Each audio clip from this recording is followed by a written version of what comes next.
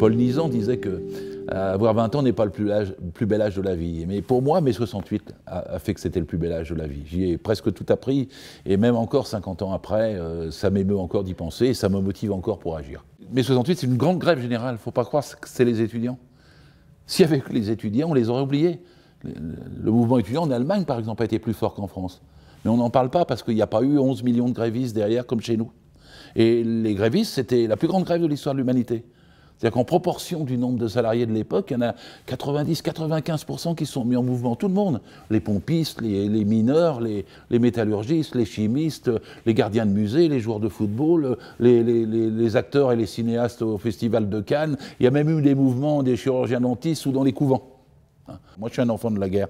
Et ça commence avec des tickets de rationnement, ça commence avec toute une série d'ordres moraux, de choses très dures. Et quand on arrive à 20 ans dans ces conditions, c'est peut-être propre à cette génération-là. On voulait absolument un monde neuf, nouveau, et en même temps, on voulait la revendication salariale, parce qu'on n'avait pas grand-chose.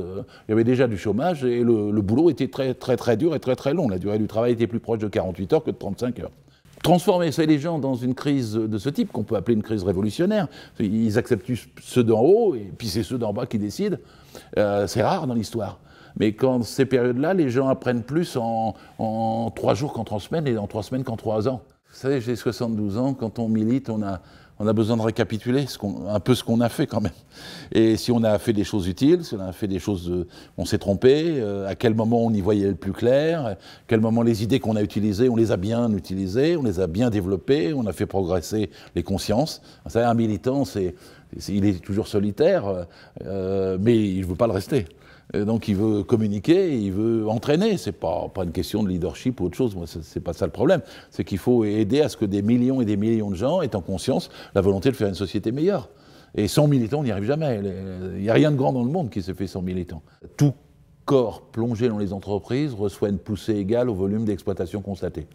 Et donc non seulement j'ai eu ma jeunesse ouvrière, j'ai eu mai 68 comme éducation, et j'ai eu un métier qui sans arrêt m'a fait côtoyer la souffrance au travail et la dureté de l'exploitation. Donc je veux toujours changer ça comme quand j'avais 20 ans.